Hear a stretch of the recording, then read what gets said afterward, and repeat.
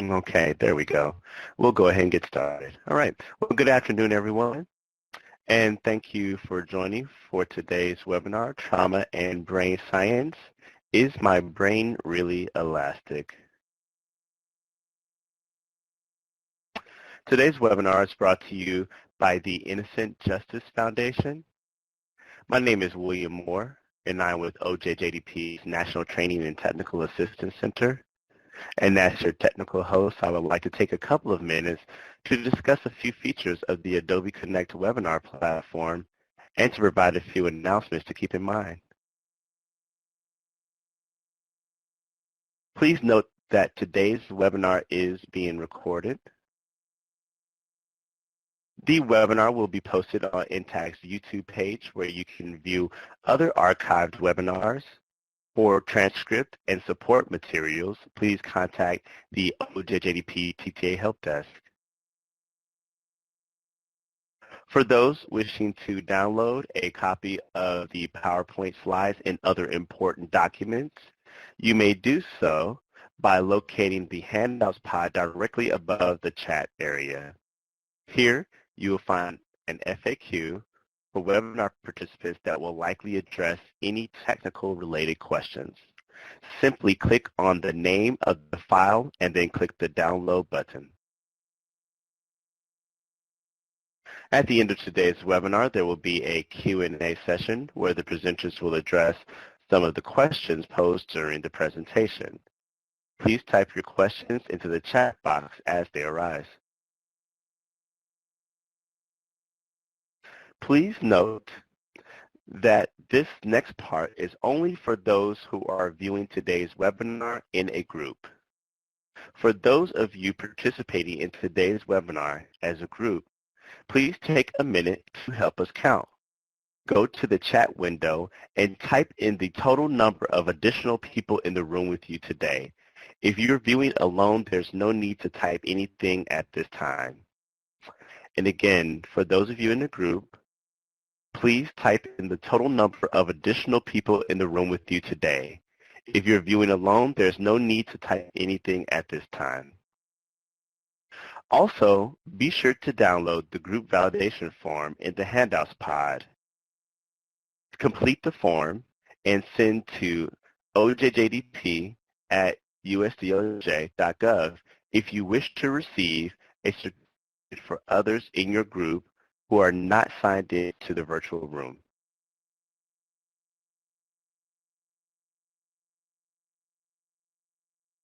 Following today's webinar, attendees will be sent a certificate of attendance. This certificate is sent approximately 1 hour following the conclusion of the event and is sent via an Adobe Connect thank you email. Please keep an eye on your email for your certificate. Please note that only individuals who are virtually signed into today's webinar will receive the certificate. And again, for those of you wishing to receive a certificate in the group, please be sure to complete the group validation form in the Handouts pod. I will now turn it over to our moderator, Elizabeth Tao, for today's webinar. Thank you. Thanks, William. Hi, everybody. Welcome to our third webinar in our Winter Brain series. I'm Elizabeth Tao, and I am the Program Manager for SHIFT. For those of you who've joined us before, I want to give you know this part, but I'm going to give you a little bit of a brief background about our program. The Innocent Justice Foundation started in 2009 at the urging of the Internet Crimes Against Children, also known as NTTAC commanders, and they found that many of their justice professionals were leaving their jobs due to extreme amounts of stress and vicarious trauma associated with what they did. So we were tasked to develop a program that presented information to mitigate the stress and trauma and normalize mental health and asking for assistance with that mental health and wellness. So today we travel throughout the United States and we provide no and or low-cost training to criminal justice professionals that focus on child exploitation work. And we're always happy to visit with anybody who would like more information about our services and trainings. I will put my information in the chat box throughout the presentation. It's also at the end in your slides. So please reach out to me if you have any questions specifically regarding the SHIFT program and what we can do for your agency and jurisdiction on training. I also want to let you know that this is our website, shiftwellness.org. We have a lot of resources here. Our biggest piece is the top right corner. If you look up there, you'll see the word resources. Under there, we have many different videos and articles and information pieces that you are all welcome to download to look at, so I encourage you to do that. Now I am going to turn it over to Jean, who's going to introduce herself and share her knowledge on trauma and brain science. Thank you, Elizabeth. Welcome, everyone. I'm really glad to be sharing information with you today, and I look forward to your questions. We'll be taking questions at the end, so make sure to type them into the chat box, and then Elizabeth will track them and make sure that we get questions that weren't answered during the presentation answered after the presentation is over. So just to let you know, I currently have my own business. I do training, consulting, and expert testimony in the field of interpersonal violence. I have been a trainer and curriculum development person for the SHIFT program since just about a year and a half after its inception.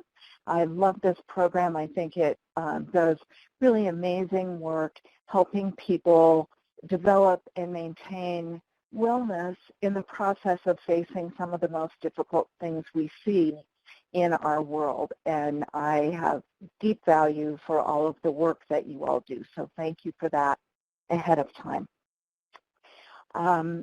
Today we are going to talk about the concepts of elasticity and plasticity in brain function and how they might apply to our work. Particularly how they might apply to those changes that can result from exposure to trauma over time, which, as you all know, we have in our work consistently is exposure to trauma.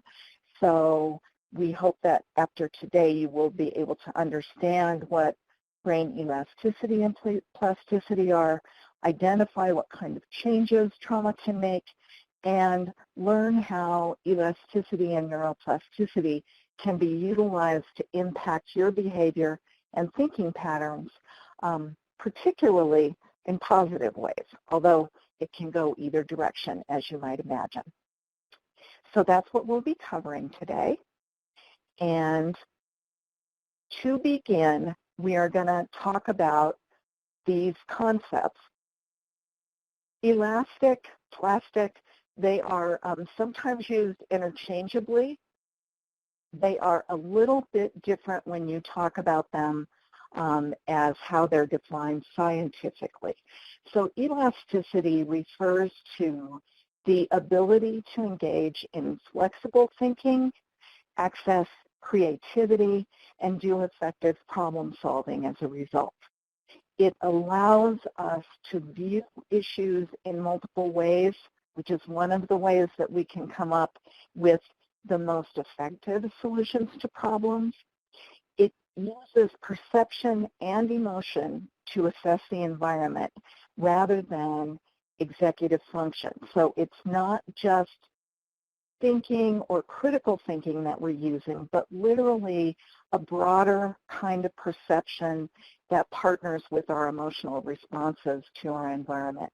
It's what's identified as a bottom-up process, and that means it's experiential in nature, and out of our experience, we develop the ability to understand things differently and more broadly in many ways. Neuroplasticity, on the other hand, is literally referring to the brain's ability to change and adapt based on our experiences or on damage that people receive through injury.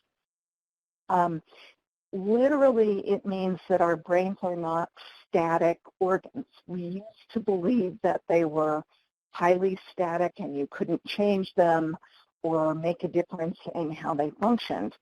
But we understand now that the brain has the ability to develop new pathways or connections for neurotransmitters and other information to move through the brain. We can literally create new neurons in our brains. And this creation of new pathways and new neurons relies on our interaction with the environment. So it isn't done by sitting still. It is literally done by different kinds of interaction than we have had in the past that allow us to develop those new parts of brain function. And those changes can be either positive or negative. So part of what matters here is what we're practicing in our interaction with the environment is likely to determine how our brains work. And the good news is that we have control over that, and that is something that is very powerful for us. So I'm going to take a few moments for those of you who haven't attended the first couple of webinars to remind you about what we know about brain science and how it can impact us when we're exposed to trauma. This is the polyvagal chart. It refers to the activity in the vagal nerve, which is a connection between the brain and all the way down through our bodies to our gut. And it literally communicates both directions, and it is primarily responsible for determining what kind of function we'll be engaged in based on our perception of whether we're safe or at risk or at extreme risk. And so this bottom area of the polyvagal chart talks about what would be normal functioning when people feel relatively safe in their world.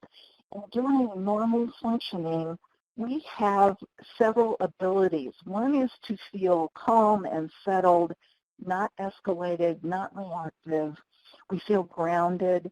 We can function in the moment. So we're literally living where we are and engaging with what's happening in the current moment, not history and not distorted beliefs or fears. We're literally engaging in what's happening in the current moment. When we are in that social engagement stage, we're typically curious and open to new information. We are capable of compassion and empathy for other people. And those things are a very important part of being connected to other people. And that's why this is called social engagement. So we are having more positive normal functioning, which you see on the far right side of the chart, and fewer defensive kind of responses when we're in the social engagement stage. Once we are exposed to trauma, that is a signal to our brains that we are, or someone we care about or feel responsible for, is in danger or could be at risk of losing their life or being harmed in some way. And different parts of our brain engage during that threat perception. Typically, we stop having as much access to what's called the prefrontal cortex, or the part of our brain that has the ability to think and learn and store previous information and compare information based on what we identify as facts or factual information. We are much more likely to have our activity be governed by a more primitive part of our brain, which is called the amygdaloid complex, and its purpose is to help us survive threat. And it should be very clear to everyone that our primitive brains don't have language in the way that our prefrontal cortex does, and it can't discern between a perceived threat and a real threat. So it engages survival responses whether or not we're currently at risk in the room where we are and whether or not we are watching someone who's actually currently at risk on a computer or reading about a case or engaging with somebody who's been victimized in the past and is now someone we're working with to build a case. So it's important to understand that as well. And what you see during this stage, the first stage, are the first two parts of trauma reactions, typically fight or flight. People are still in a perception that they can do something about what's happening to them, and so they are likely, as their stress chemicals in their body increase and their responses to those chemicals increase, to engage in feeling negative emotions. And that can range from frustration to rage, depending on what's going on, and from worry or concern to literally terror and panic. So all of that range of emotions falls in this sort of fight or flight reaction. And you will see that the activity in the sympathetic nervous system increases. So you have things like increased heart rate, blood pressure, adrenaline, cortisol in your system, pupil dilation, and along with that, you will see defensive responses increase. Because again, the goal of this is to protect you from immediate danger.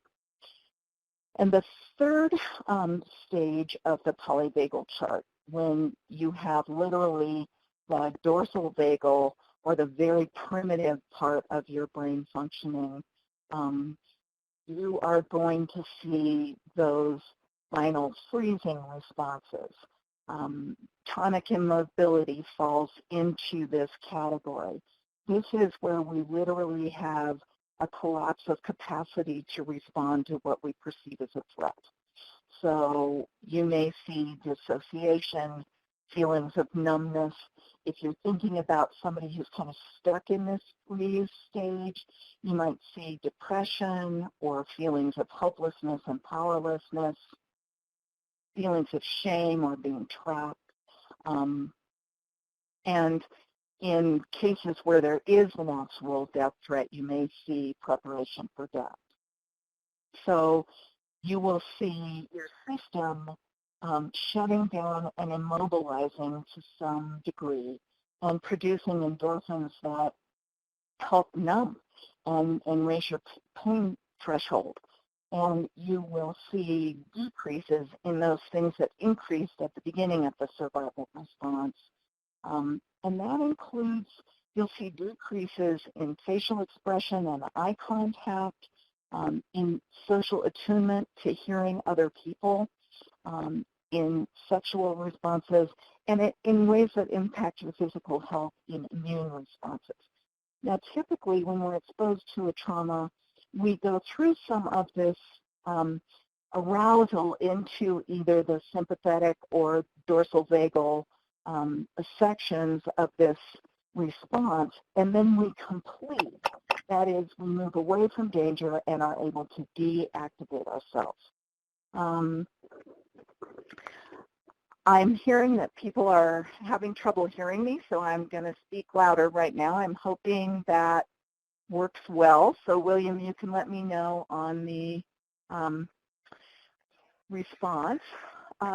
Remember that when we are looking at how people respond to new things in their environment, when we are in safety, we don't typically have that threat arousal pattern, and so we can stay connected to people and oriented to the environment and do what's called exploratory orienting, or we can pay attention to differences and learn from them and be engaged in them and curious about them. When we have danger present, we typically have some sort of a startle response and stop for a bit. We may have hyperarousal, fight or flight. We start to be more defensive. And it is still somewhere where we feel like we can do something about it. This is one of the places where people get stuck working all the time because they feel like if they just work harder, maybe they can stop something happening to a child or rescue someone, those sorts of things. If we are able to move back into safety and de-escalate that response, we go back to our normal orientation in the world that's based on safety. If we perceive life threat to ourselves or someone else, and we do that too often, we can get into that sort of frozen or helplessness kind of stage of hyperarousal. And people can get stuck over time in defensive thinking and in sort of the feeling of being stuck in trauma all the time. The whole world feels dangerous. We are always worried about what's happening and not able to feel safe or engaged normally with most people. So those are things that give us clues that our response to trauma is stuck. If we feel defensively oriented to the world, if we see everything through the lens of our work as danger. And part of those two first bullets are normal responses when we know more than other people in the world. We may be much more careful about what kinds of internet activity our children can engage in, or we may be much more thorough in our assessment of new friends and wanting to meet their parents and making sure we know what's going on in our children's world. Those are normal responses based on factual information. If we try to limit our children's contact to the degree that we think we need to see them every minute or have control over them all the time, we've probably moved into a defensive orientation that's not based in reality. The other thing that happens when we get stuck is that we are repeatedly triggered by reminders of trauma in the environment, and we re-experience those trauma responses when trauma might not actually be happening.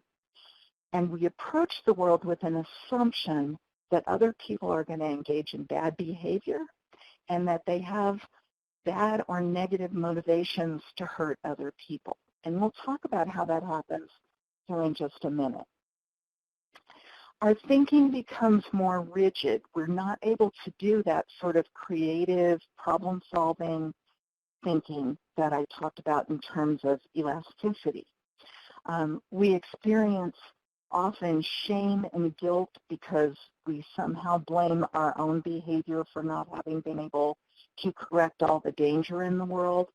And our world begins to shrink until we only have people around us who do the same things we do, and we don't have contact with other people. It's common that we hear when we do training around the country how many people have lost contact with many of their friends who are not in law enforcement or mental health or victim services, one of those areas where they're responding in like ways to the world. And what that does is reinforce that defensive, rigid orientation to the world. And we have what's kind of identified as a trauma storm. We keep inadvertently exposing ourselves to trauma because of how we interpret the world around us, instead of being able to see the real possibilities that are happening in our world. So I would like you all just to take a moment to look at this picture. And what are you thinking about the male who's standing on the right side of the picture as you look at it? Just notice for yourself what you think about him, how you assess him, what you think he might be doing there.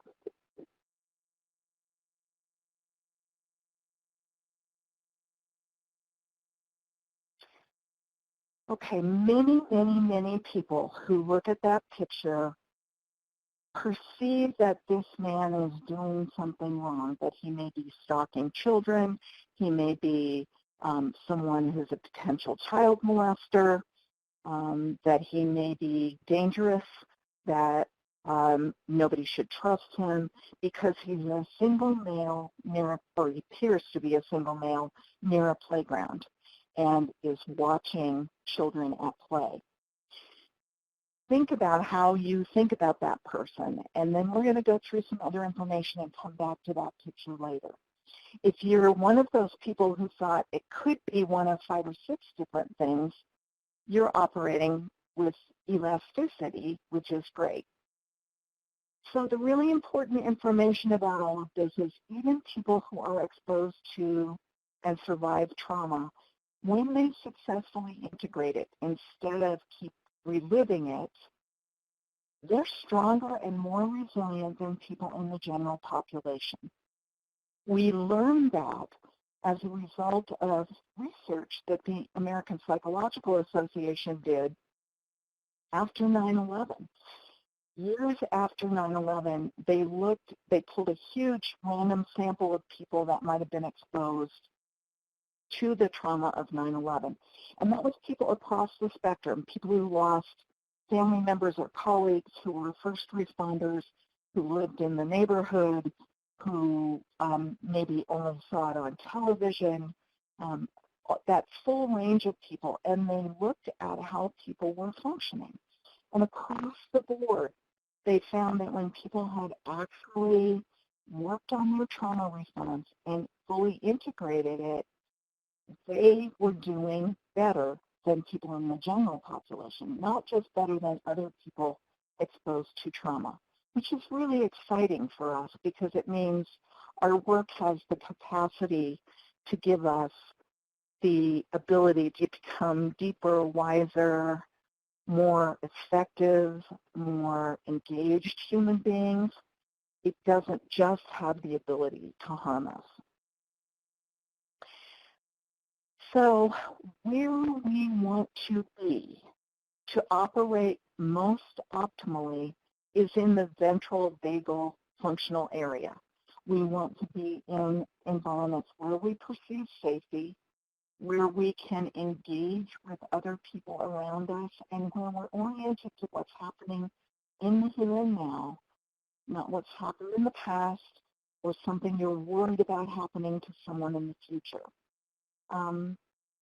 And this is where we have that ability to look at different things, be curious about them, open to new information, comfortable with the unfamiliar in a way that allows us to integrate that information, learn, be creative, and solve problems effectively.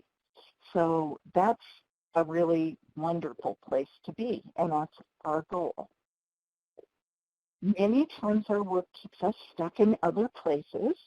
I love this quote by Albert Einstein. His discussion about intelligence focused on the ability to change, the ability to get out of those places where we're stuck and to do things differently, to see things differently, to think differently. And that's what neuroplasticity and elasticity allow us to do. It literally gives us capacity that we may not have had when we were stuck. So one of the things that's very important in the ability to engage, have elasticity in our brains, is being mindful. That is staying in the present moment and experiencing it as it happens, not interpreting it through a bunch of screens that we are worried about. Being able to see what's actually in front of us and not attach that to a bunch of rigid beliefs about the world. It means we're using our 5 physical senses to assess the environment. We're able to listen to our interior body sensations. Think about when you get excited or happy about something. The physical feeling inside is very different than the kind of tension you might feel if you're scared for someone or worried about something. So our internal sensations are helpful. we can notice our thoughts, and we can notice when we're avoiding something or not wanting to think about something. We can sense our connection to other people, to animals, and to the environment. Are you aware of the sun shining on you when you're outside, or the cold if it's winter time? Are you aware of the people around you, and do you feel your connection to them? Animals are particularly good for that because they're very physical, so that connection is often at a very physical level. And practicing paying attention to those things can support your mindfulness, which is really helpful.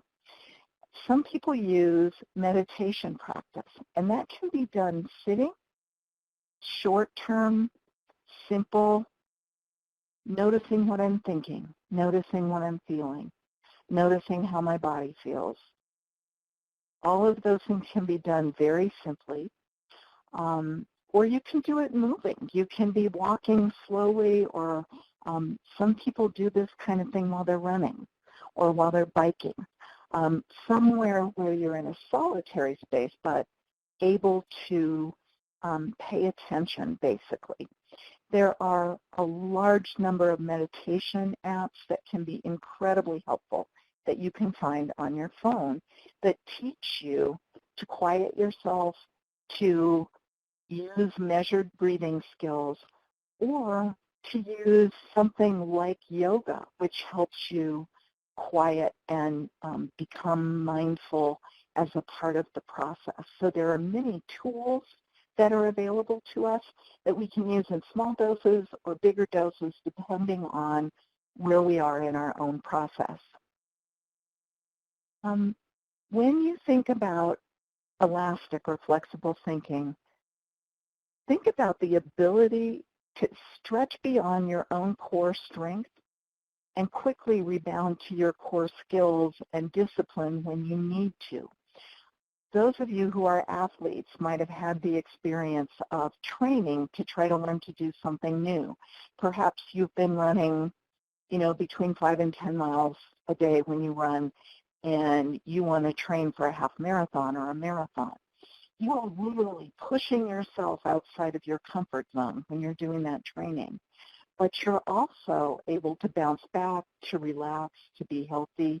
You don't stay stretched. You literally build strength and capacity when you push yourself a little bit outside of your comfort zone. You learn new things when you push yourself outside of your comfort zone. That's really a powerful skill to have, to be willing to operate outside of your comfort zone. And that can be something physical, but can also be something mental or emotional. Think how many of us have had our kids push us outside of our comfort zone by asking us questions or engaging with us in a way that someone hasn't before.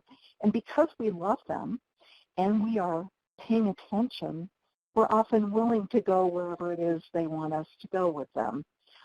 And we may learn something different about ourselves or about them as a result. So think about somewhere where you've had success being outside of your comfort zone and had a positive experience.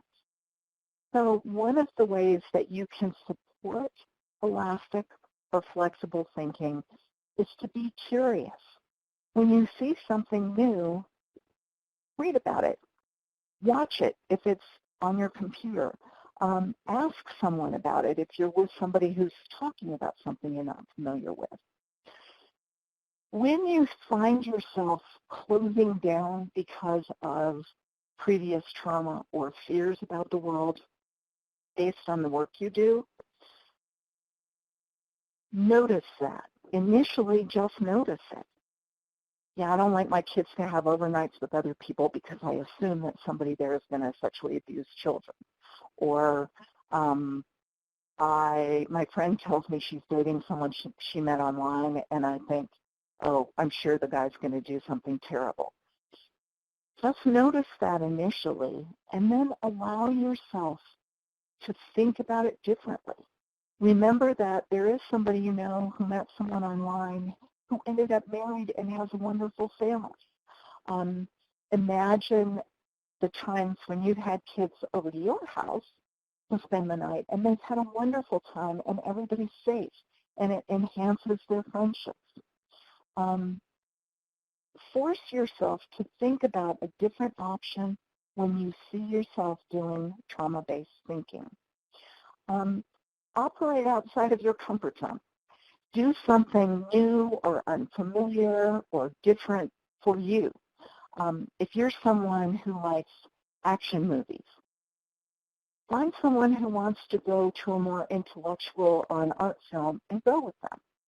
If you never look at art, go to an art opening on one of the weekends when they have art openings around your city. If you're somebody who's never participated in sports, think about something that you could do that you think would be fun, that you could start on kind of a low level. I have a dear friend who set a goal for herself to learn how to surf by the time she was 60. And she literally saved, and they took their whole family to Hawaii and took surfing lessons for a week. And this landlocked woman from Colorado learned how to surf when she was 59 years old. These are the kinds of things, big and small, that we can all do to make a difference about how we think and how we approach the world. Listen to music, dance, or move your body in some way that's rhythmic. That might be running, that might be writing, that might be dancing. Sometimes people can make art. When your kids are coloring, color with them. See how that makes you feel. It might be different. Read, not your case files, but something different, whether that's comics or jokes or poetry or novels, or if you are one who always reads novels, read a history book. And take moments every day to do nothing, to sit or stand or something that allows you to just be. One of the things that my husband and I have done is build a beautiful set of gardens in our backyard, and we built a patio in the middle and we put a fire pit there. And we literally almost every evening take a little while to go sit in the garden until it's really cold. We have a fire pit, so we can do that even when it's kind of cold. But sit in the garden and just be aware of the flowers and watch the birds and feel the fire when it's cool. Sometimes we have a glass of wine, sometimes we don't. But we literally take time just to be. We're not engaged. We're not watching television. We're not reading our phones. We're not listening to music. We are literally just being wherever we are. And you can do that sitting in your car, taking a break from work, walking around the block. Sometimes you can even do that looking out the window. Those things help you develop that elasticity that's so powerful in terms of helping us be creative and positive. This is an example. There are two pictures here. The one on the left, take a moment to look at it and think about what you see. Most people see either a bunny or a duck with a long bill, some kind of a bird with a long bill. You might notice that if you saw one thing, it's really hard to see the other thing. Unless you kind of back up, unfocus, and then just glance at it again, and you might be able to see the other thing developing. The other picture on the right. Now take a moment to look at that and think about what you see. Many people see an old hag with a scarf over her head. Other people see a young, beautiful woman with a fancy hat with a veil flowing off the back of it. They are both present in that picture. Elastic thinking allows you to see both perspectives and not be stuck in the first thing you saw, but to look at it a different way, and something different is actually there. There are lots of these kinds of visuals on the internet. You can practice that once in a while. Practice helping yourself learn how to see something different in a way that's really non-threatening. Because really, who cares whether you see a duck or a bunny or a hag or a beautiful woman? But it is an exercise that allows you to see how easy it is to get stuck and helps you get unstuck in the process.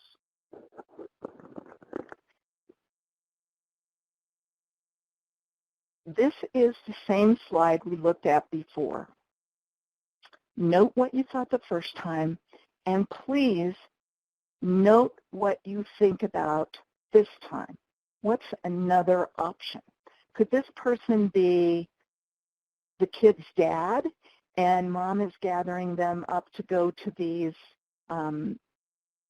foot swings or pedals they can spin on, and dad's up there waiting for them? Could this be somebody who's waiting for his own kids to come meet with those kids and play? Could this be an uncle or an older brother?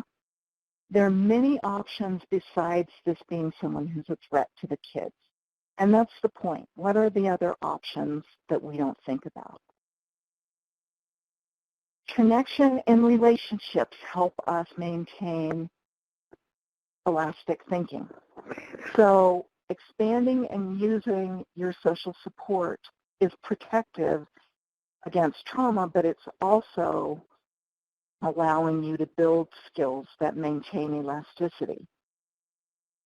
Things that happen in the ventral vagal area of the nervous system, which means things that happen chest up, eye contact, facial expression, tone of voice, and soothing gestures or recognition, the way people nod their head or lean in when they're listening to you, those things all support ventral vagal function. So taking time to actually interact with someone, to turn around and look at them. How many times are you looking at your screen and somebody asks you something and you don't even look away from your screen to answer them? Think about those kinds of things that we do where we literally starve ourselves from human contact that keeps us feeling safe and connected. Make sure you're allocating specific time to family and friends. Laugh, play, do silly things. Even gallows humor, when it's not harming someone, is really powerful and protective. Ask for support from someone, ask for information, ask for help. Offer those things to other people. Practice thinking about how someone else might feel.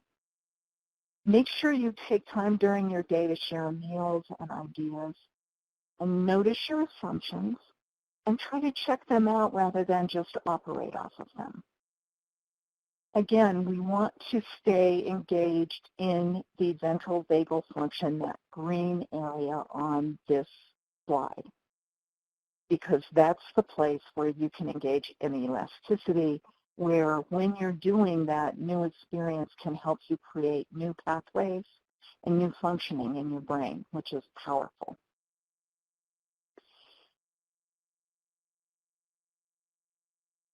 Making changes to how your brain functions and how you think and how you engage with the world takes commitment, time, attention, and practice. Think about learning a new sport, or think about if you play golf, how often you have to practice to even be maintaining your ability to play. Children seem to understand innately that you have to do something a lot to do it well. Adults have this strange idea that we'll try something once, and if it doesn't feel great, we say, I don't like that. Make a commitment that you will practice these things over time. Observe people that you feel good about interacting with or behavior that you want to emulate. Mirror neurons, or those neurons that allow us to understand how to do behaviors by watching others, can help you with that. Notice your own orientation. If you've got a trauma response or if you feel defensive, take a moment and breathe, or take a moment and say, I need a minute to reset. or laugh, or do something physical, get up and move, and that can help you reset. Notice your thoughts and challenge your own distortions. Don't just reinforce them by believing in them harder. And one of the most important things you can do is seek out the unfamiliar, something new, something different than you're used to, whether that's a food or an activity or reading material or how you interact with people. Be willing to experiment, to do new things, to make mistakes. We all make mistakes when we're learning new things. Try new activities and spend time every day focusing on the positive. Name it. Thank someone. Write down something good someone did. Write down what you're grateful for. Assume good intentions of other people intentionally. And practice mindfulness every day, being present and staying present whenever you can. I love this quote. Neuroplasticity provides us with a brain that can adapt not only to changes inflicted by damage, but allows adaptation to any and all experience and changes we may encounter. It's powerful, and it's something that if we pay attention to and take care of, will serve us well in the long run. I think Elizabeth will have some questions for me soon.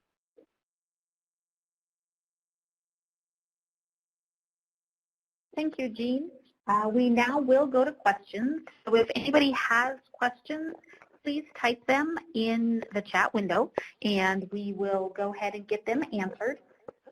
We do have one, Jean, to start us off with, and it came in when you were talking about the polyvagal chart. So do you also endorse the idea that there is a piece of freeze that is also appease, getting small and complying even when we don't want to? Yes, freezing can be the complete inability to act, or it can be only limited ability to act based on what we perceive will create the greatest safety for us. So yes, sometimes when we feel trapped, we try to just appease people around us rather than actually solve the problem or engage in discussion with what's happening. Certainly you see victims who attempt to appease someone who's attacking them, who pretend to go along with something in hopes of not getting hurt worse. So freezing doesn't require the complete inability to act, but there are basically a range of emotions that might be a part of that freezing response. That's actually a very good and sophisticated question. Great, thanks. The next question that came in is freeze a function of the sympathetic nervous system or parasympathetic nervous system, or both being activated at the same time? It's actually both being activated at the same time. You move into the freeze response after your sympathetic nervous system is aroused, and then the dorsal vagal nerve will start to decrease that arousal, but it's a result of being aroused. And when I say aroused, stress chemicals, heart rate, blood flow, eye dilation, all those things that are survival-based for too long, or when your primitive brain perceives that that doesn't help you survive, and it starts to slow those things. So the parasympathetic nervous system is primary when you're in the freeze response, but it is initially activated by the sympathetic nervous system being extremely activated. Does that make sense for people, I hope? Please feel free to ask other questions if you need more information. Great, thanks. So people are still typing, so we'll wait to see if any more questions come in. I did just want to let people know we want to thank you for coming. Our contact information is posted. Jean, Beth, who is our CEO and program director, and mine, Elizabeth, is there. So if anybody needs to get in touch regarding specifically the SHIFT program and trainings, please reach out to myself or Beth. And then if you need any additional great information, Jean's information is there as well. Looks like we have another couple questions coming in, Jean. In viewing the image of the playground, what does it say if you are one who didn't see the adult as being nefarious or a suspicious actor? Well, that means that you are in position to be curious and evaluate what you actually see rather than make an assumption. So it means you're in a place where you are not using traumatic thinking. You are not thinking based on your history of doing whatever work it is that you do. And you are operating in the ventral vagal area of functioning, because you can watch this person without judgment and see what they turn out to be rather than making assumptions. So that's actually a healthy and positive response that's in the ventral vagal area of functioning. So that's a good thing. Great, that is a good thing. I'm happy that people still see that. Do you endorse any apps, certain apps like Calm? I wouldn't say that we endorse apps, any particular app. I use Calm some myself. We do have, I believe, Elizabeth, information about some apps that are helpful or available on our webpage. Is that correct? Yeah, that is correct. And if you want, we have kind of a list. We have a list that talks about each of the kind of stress reactions that you have, everything physical, mental, spiritual, emotional, and behavioral, and apps that correlate with each of those stress reactions, and we have it kind of broken down. I have a PowerPoint on it. I also have a list of apps that we have found helpful. Again, Jean is 100% correct. We don't endorse any of them specifically, but we do have a list that we've heard either from other professionals in the field and or use ourselves that work very well and that we really like. So if anybody is interested in that, please send me an email at elizabeth@innocentjustice.org and I can get that to you. All right, Jean, looks like we have another one that just popped up. And it says, where to start with a child? What first step idea would you try to implement first? Okay, I'm assuming that means to create elastic thinking, so I'm going to answer it that way. If it's wrong, let Elizabeth know and she can point me in another direction. The first thing you can do with the child is help them engage with their environment in the moment. Doing things depending on their age, like, what do you see? What do you hear? What color do you think that is? What does it sound like here? When they notice something, allowing them to explore with curiosity. When they say, what's that? Saying, I don't know, let's go look and see if we can figure out what it is. With younger children, those are great ways to approach developing elastic thinking because you're reinforcing their ability to be curious and to engage with the world around them. Helping kids understand how they feel and what kinds of things other people might be feeling. Helping kids learn to ask questions and not be shut down when they ask them is engaging in elastic thinking. If you've got older teenagers, giving them opportunities to try something different than they're normally doing. And sometimes that's as a family, sometimes that's with their friends. Being curious about things yourself and modeling that for them. Being engaged with the environment, talking about what it feels like when you make eye contact and talk and how much you like that. All of those things are positive reinforcement for the kinds of skills and abilities that people need to engage in elastic thinking. So they can be very helpful with kids and with adults when we're trying to learn to reinforce our elasticity if we've slipped into more rigid thinking. Great answer, Jean. I think that did touch it. We didn't hear back from anybody.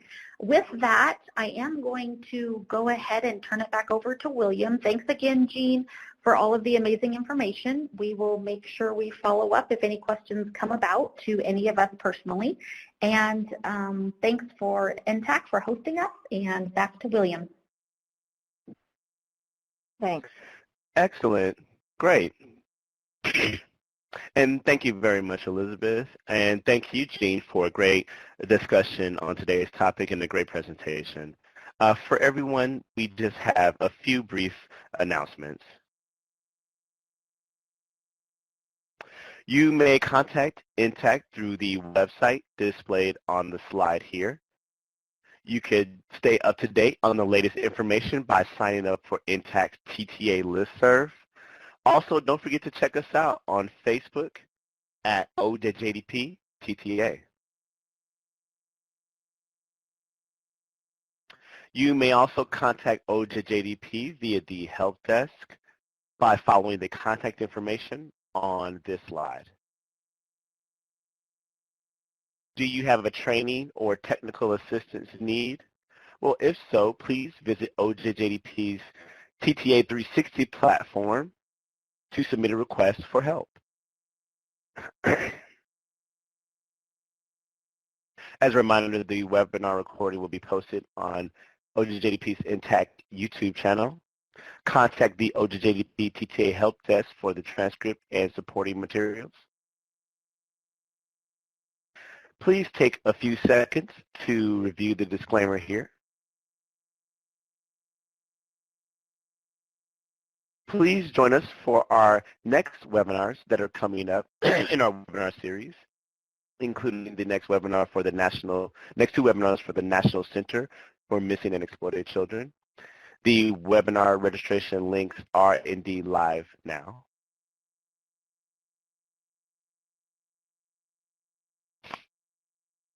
And thank you all for joining us today. Have a great afternoon. Goodbye. The host has left the meeting, so at this time, the meeting will come to an end. Thank you and goodbye.